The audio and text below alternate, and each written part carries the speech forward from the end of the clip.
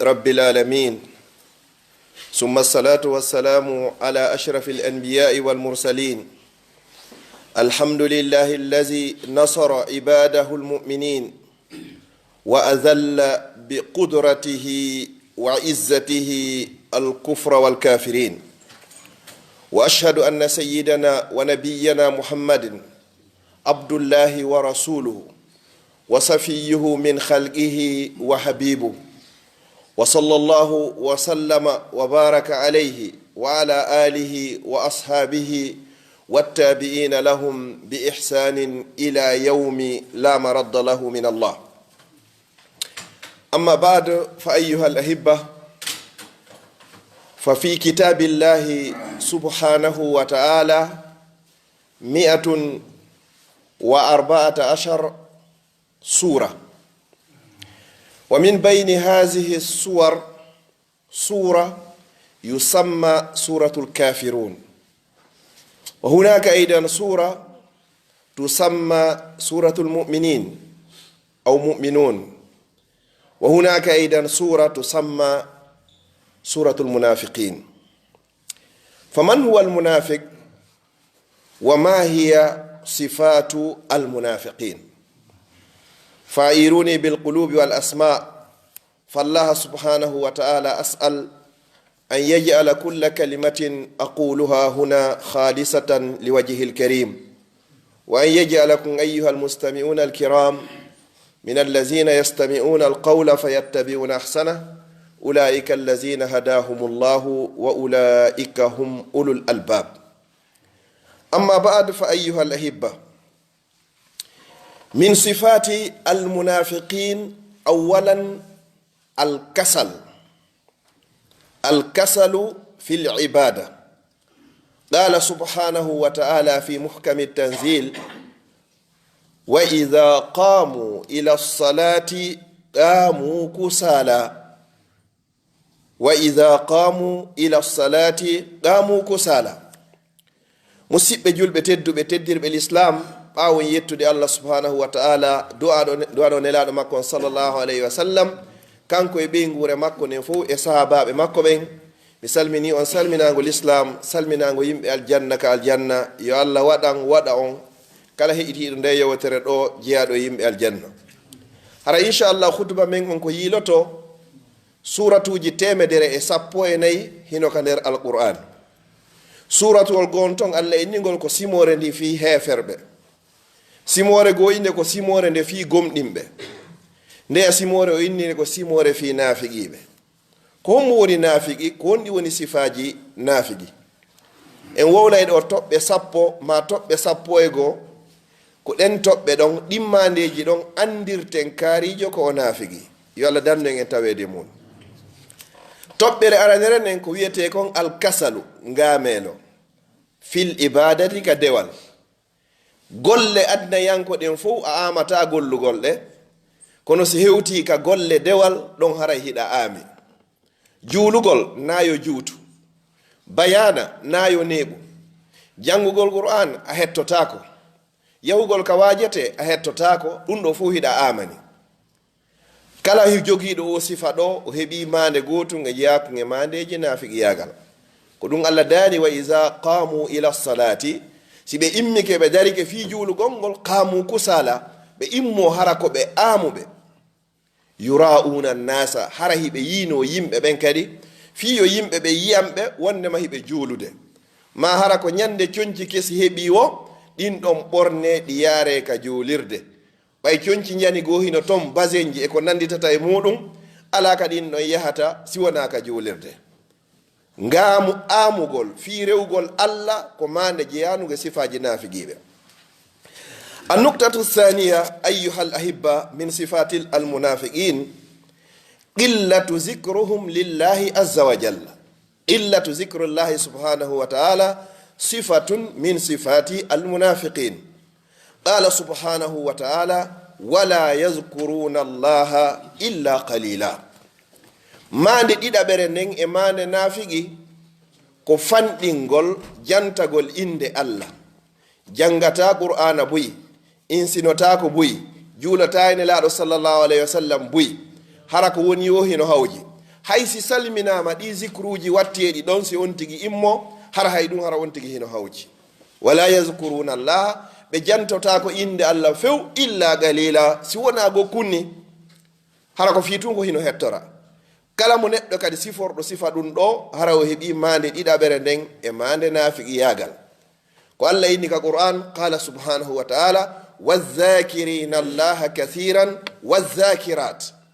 ɓen jantotoɓe inde allah ko ɗuuɗi e worɓe ɓen e ɓen jantotoɓe inde allah ko ɗuuɗi ga suddiɓe goɗɗo no hani jantade inde allah ko ɗuuɗi allah subhanahu wa ta'ala yaqulu fazkuruni azkurukum jantelam min allah min kati mi jantoto fi moɗon sa jantota ko non inde allah allah kadi jantota ko fima الصفة الثالثة من صفات المنافقين لمز المطوعين من المؤمنين والصالحين والنيل منهم لمز المطوعين والصالحين والنيل منهم haray ko honɗum kadi ko gufugol ño'a yimɓe moƴƴuɓe ɓen memugol ndimu maɓɓe ngun aybina ɓe kala ka ɓe yaari hara hunduko makon hiko loppi tun e aybingol yimɓe moƴƴuɓe yimɓe tedduɓe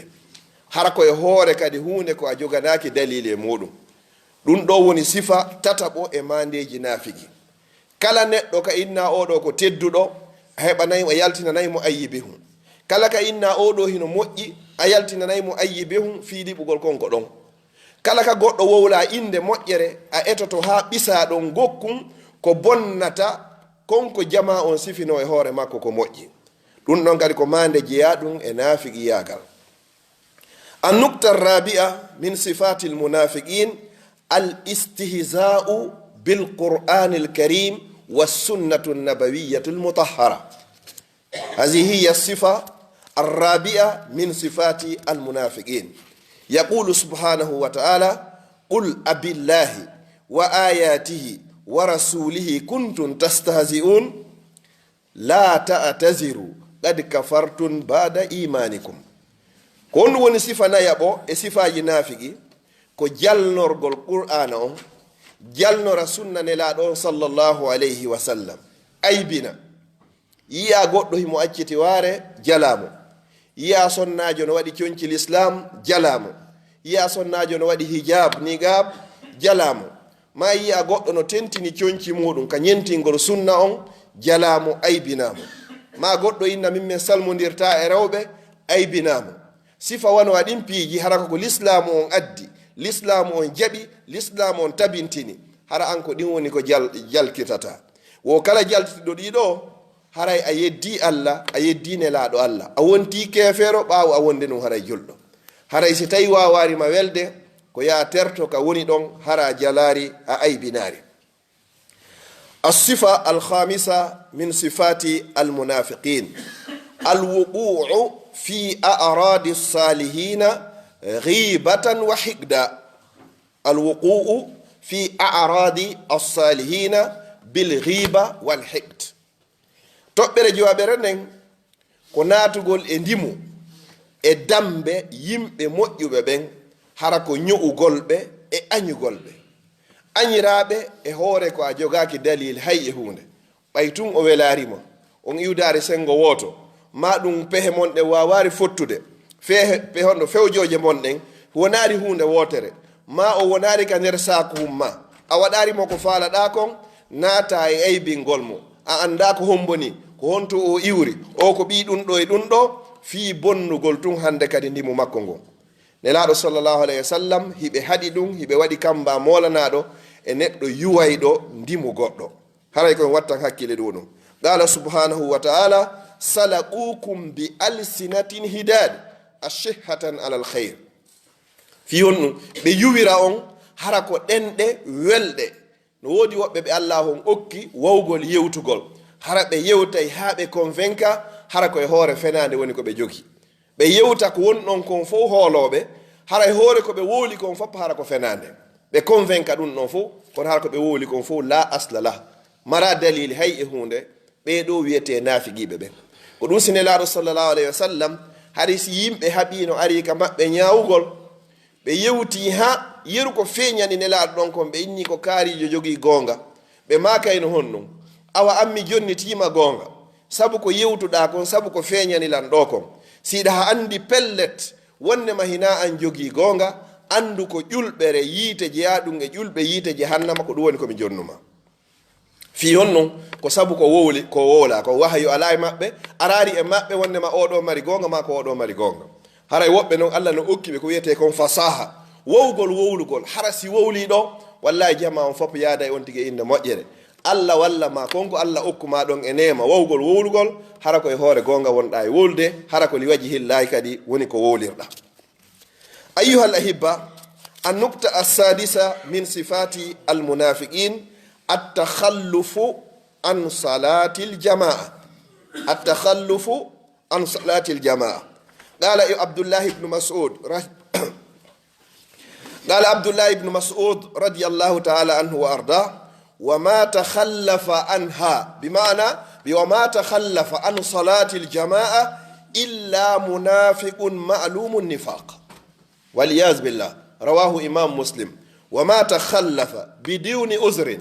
عن صلاة الجماعة إلا منافق معلوم النفاق والعياذ بالله يقول النبي صلى الله عليه وسلم أثقل صلاة على المنافقين صلاة الفجر وصلاة العشاء haray toɓɓere jeegaɓere nden e mandeji goɗɗo ko andirte ko nafiqijo ko tultugol julde jama a juuloyta julde jama a juulaygoy kono ko antum ka suudu ma tun immo waɗon subboy rubboy wano gerto juulirta noon soppo no gerto ñamita soppo ɓanto lanni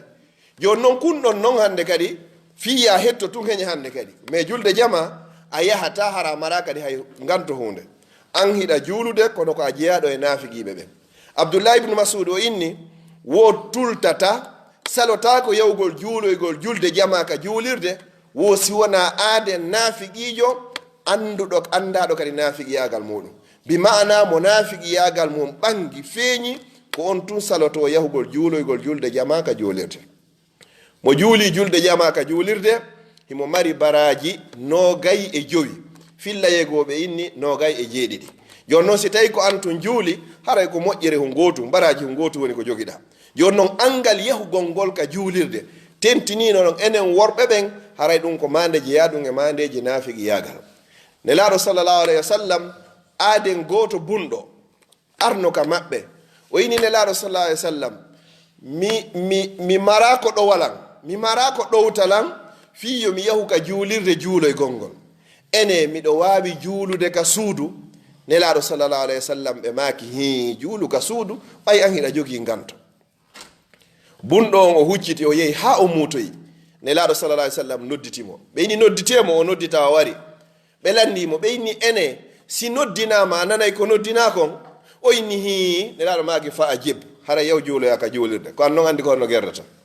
joni noon si tawi nelaɗo sallllahu alayhi wa sallam jaɓanari nganto aaden bunɗo mo heɓari ko ɗowta ɗum ka juulirde ko on ɗum sikkuɗen enen selluɓe wiyetayɓe bimbi dawa yaha gollaya leere 7 leere 10 woɓɓe ñallal ngal fof woɓɓe hara golle muɗum fof ñallal ngal fof ko daragol ɗum ɗon a amari ɗum ɗon a sikkiyar ɗum ɗon kono yawgol daroɗo minti 5 minti 7 minti 10 juula waktu goto hara ɗum hino sattanma ha hino no neɓanma ɗum ko jeeya ɗum e mandeji nafiqi yagal si goɗɗo golloyi leere 7 wata on ɗon ronku daranagol allah mintaji 10 toro allah subahana taala yo allah jaɓanmo dewalngal ɗum ko mandeji nafiqi yagal noon nelaɗo sallllahu alayhi wa sallam ɓe faalanoma ɓe himmirino sunnugol cuuɗi e hoore yimɓe tawata ko ɓe nototako noon julde jama tawata ɓe nanay noddinandu ɗum kono ɓe wawata yawde juuloygol joni noon enen ɗo hande enen wuuruɓe occident ɓen fof ala mo nanata noddinandu hande kadi montor ji ɗin hiɗen waɗi toon noddinandu ka téléphone ji hiɗen waɗi toon noddinandu yo waɗɗin ka suudu ka télé fop muɗum noddinayi sileeri yoni goɗɗo maraɗon ganto hande kandi ko honɗum hatta o noto julde jama nden wonande enen worɓe ɓen sonnaɓe ɓen haray wona obligatoire be ɓe noto ka juulirde si tawi noon haray ɓe wawi timminde sariyaji ɗin condition ji ɗin fiyo ɓe yaw ka juulirde haray en laala e muɗum sabi'an min sifati lmunafiqin mukhalafatu zahiru lbatin mukhalafatu الظاهر الباطن من أكبر صفات المنافقين يقول سبحانه وتعالى إذا جاءك المنافقون قالوا نشهد إنك لرسول الله wallahu yalamu innaka la rasulu wallahu yashhadu inna almunafiqina lakazibun. Subhanallah. Si ɓe ari ka nelaɗo ɓe inna menen kay miɗen seedi wonde makko muhammadu ko a nelaɗo Allah, kono noon hara hiɓe sooɗi Allah no inni ɓe, Allah no andi muhammadu ko nelaɗo Allah. Kono noon ɓe nafiqiɓe ko ɓe wowli ɗo kon pellet ɓe ko ɓe fenay ɓe ni, ko ɓe wowli kon na ɗum woni ka ɓernde. Si bani adama o feññini goɗɗum o suuɗi goɗɗum haray hande kadi o nafiqi ɗo o yino isa jaaka almunafiqun, si arima nafiqe galu nashhadu innaka la rasulullah, miɗen seedi wonde makko a nelaɗo Allah, wallahu yalamu innaka la rasulu, Allah ɓuri andude ɗum ɓay ko kanko woni ko ndulma. Wallahu yashhadu inna almunafiqina la kasibun, Allah noon no seedi kadi wondema pellet ɓe nafiqiɓe ɗo ko fenoɓe ɓe woni. haray ko ɓeɗo wiyete zulwaji hayn, si ɓe ari ka nelaɗo sallallahu alayhi wa sallam ɓe wowla haalaji welɗi fi weldugol e nelaɗo sallallahu alayhi wa sallam. Si ɓe yiltike ɗo wa ida nqalabu ila ahli inqalabu fakihin, ɓe yaato noon hande kadi hara ko jalugol hande kadi haray julɓe ɓen. As-sifatu athamina min sifati almunafiqin al-amru bilmunkari wannahyu anil ma'ruf. Al-amru bilmunkari wannahyu anil munkar. يقول سبحانه وتعالى وإذا قيل لهم لا تفسدوا في الأرض قالوا إنما نحن مصلحون ألا إنهم هم المفسدون ولكن لا يشعرون. هاي صفة جيتا تابون إمان دي جنافق ياغل كم بكو بيامي راي بكو بوني بهذا كدي كو موئي كون ونون كمان دي جنافق ياغل نتو دارو تودو ينودو يبيد أوالي كان كي هارك هوري ونوني كو داري الله إني si ɓe innama wata bonnuka leydi wata waɗu ɗum ɗo moƴƴa ɓe inna menen min moƴƴinayi woni koye moƴƴingol ngol min woni ɗum ɗo kadi ko jeeya ɗum ka diina, ɗum ɗo kadi ko moƴƴu ɗum ni kadi ko diina ni. Allah inni noon himo seedi wonnema pellet ɓe bonnayi woni koye bonnugol ngol ɓe woni, kono kamɓe tigi ɓe annda ɓe bonnayi woni. ko oɗo woni maande jeetataɓere nden e maandeji nafiqiyagal. أقول قولي هذا وأستغفر الله لي ولكم فاستغفروه إنه هو الغفور الرحيم.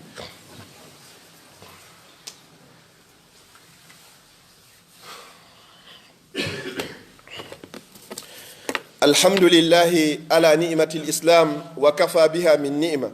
ثم الصلاة والسلام على أشرف الأنبياء والمرسلين نبينا محمد وعلى آله وأصحابه وأتباعه ومن تبعهم بإحسان إلى يوم الدين. أما بعد، فالصفة التاسعة من صفات المنافقين آذن الله وإياكم من النفاق إذا حدث كذب. لما سئل النبي صلى الله عليه وسلم في حديث آية المنافق قال إذا حدث كذب. ما عند جينا يا برندن ما عند نافق ياغال كوستاي وانتي وولي أوفنا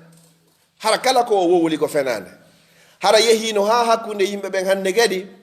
si o wowli goɗɗum yimɓe ɓen inni ko hombo wowli ɓe inna ko kaarijo, ɓe innita tewto ɗum. hara fof andi hande kadi ko wolta kon foppo hinano goniri ɗum. haray hande kadi o woni ko wiyete kon naafi. ɗo woni sifa jeenaya ɓon. al ashira wa iza wa'ada akhlafa. si o fodi o firta, o hunnata ahadi, o wowlata goɗɗum kadi o yilto kadi o hunna. nelaɗo sallallahu alayhi wa sallam ɓe maki la yuminu ahadukum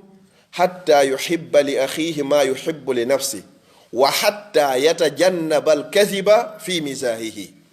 o goto e moɗon gumɗinta gumɗinal sellungal ha o yiɗana musidɗo makko on konko o yiɗani hoore makko, ha tumande kadi o woƴƴitoto ko wiyete kon fenande wo hay so tawi ka sama kala makko, hay ka campi makko o woɗɗito fenande. Imamul Bukhari rahimahullah o iwi e nder leydi Irak, o yehi ha e nder leydi Misra, tawi ko naɓimo ko janngugol hadis goto e juuɗe ceernojo mo nani wondema nelaɗo sallallahu alaihi wasallam makimo. tawi ko on ceernojo ɗon woni ko luttiri on hadis ɗon. o hewti o tawi on ceernojo himo ka dingira makko, o huni laawol ha o gayni, on inni awa habbolan ha mi nanga ɗi geloɗi an ɗo mahimmi jannama hadis mo wiwɗa on. o ƴetti suynirgal ngal o suyni ngeloba man fiyo hendo mba. Imamul Bukhari o yurni ka nder suynirgal tawi hay e hunde ala nder ton. o landi ceernojo on ko honnu waɗɗa ɗo, o inni o mi suynu mba mi ɗaynu mba fiino mi wawa manangirde mi huma. On sa Imamul Bukhari o wi ya subhanallah wo mo amari fenangol mummunte, mo amari ɗaynugol mummunte, mo amari wowlangol mummunte ko wona gonga, on amata fenugol e hoore nelaɗo sallallahu alaihi wasallam. O immi o hooti e nder leydi Iraq ka wanno distance e nder lewru, o jangari hadis on few sabu ɗum ɗo tun o fi hon ɗum kadi ɓay o ɗoɗa ɗayni mummunte o e hille hadis mo o jogini on ton ko hadisi selluɗo, kono sabu ɗum ɗo fof ka woɗɗitagol fenan nden haysi tawi ko sama kala Imamul Bukhari sali jektugol hadis o. joni noon ɓe ini wa isa wa'ada akhlafa yaqulu subhanahu wa ta'ala, Allah subhanahu wa ta'ala on o daali ka deftere makko ɗon wo innal ahada kana mas'ulan, ande dey ahadi nin ko aɗoda kon ko landitete. O wi e aya goo innal ahada kana maf'ula, haray dey ahadi ko ahoda kon haray ɗum ko laati ɗum koko hunnete, ɗa o addi landitete. fiyon e goɗɗo son haldi goɗɗum a hunnare o landitoytoma, son haldi goɗɗum kadi a huwari o landitoytoma. joni noon sen landodiri du enen bani adama on ko adnaga wona noon fere fi yawmal qiyama. wa ashiran aw hadi al ashara wa iza utumina khana al khiyana man khashana falaysa minna. nelaɗo sa sallam maki kala on janfiɗo men ando tawaka yamen. wa qala subhanahu wa ta'ala wa man yahlul ayyan kana wa man yahlul ya'ti bima ghalla yawmal qiyamah. wo kala on janfiɗo o ardu e yawmal qiyama hara mo rondi ka hoore makko ko o janfi kon. yo Allah dandu en janfede ma en janfade. haray si o hoolama kadi o halfinama goɗɗum o janfo. no woodi woɓɓe ɓe hoolotoɗa ha gayna halfinaɓe konngol ma, halfinaɓe gundo ma, secret ji maɗi on foppo jonnaɓe hara hiɗo welti. ñande haɓuɗo wo ɓe ƴetta e fof ɓe sakita, ma ɗum hooloɗa ɓe jonnaɓe si ɓe huccitiɗa ɓe yiidi e goɗɗo ɓe nakarijo jako ni woni ko o sifori, ɓe wirtama ɗon na am ɓe wirti ko hoore maɓɓe ɓe wirti. haray arabu ɓen ɓe wi man namma laka namma alayka, kala arɗo fenanma e hoore goɗɗo andu o feno yayi e hoore ma kadi ka goɗɗo.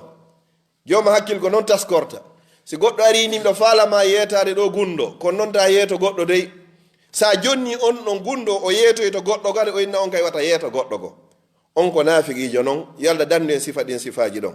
wa akhiran wa iza khasama fajar, si o haɓi dama o fantina o feƴƴintina hara ko hawre hun to sokunni o janɗina ɗum ha hewtoyaka kammudoga, kola ko feƴƴuno ɓawo ɗum foppo o irbita hande kadi fi agravugol tum probléme on. ɗum ko sifaji jeeyaɗum e sifaji nafiqi. haray yo Allah dandu en. as'alullah subhanahu wa ta'ala an la yufarriga hadha al-jamb illa bi zambi maghfur wa sa'yin mashkur wa amalin mutaqabbalin mabrur. allahumma ij'al jam'ana hadha jam'an marhuma wa tafarruqana min ba'di tafarruqan ma'suma. allahumma la taj'al fina wala ma'na wala min baynina shaqiyyan wala matrudan wala mahruma برحمتك يا أرحم الراحمين. وصلى الله على نبينا محمد.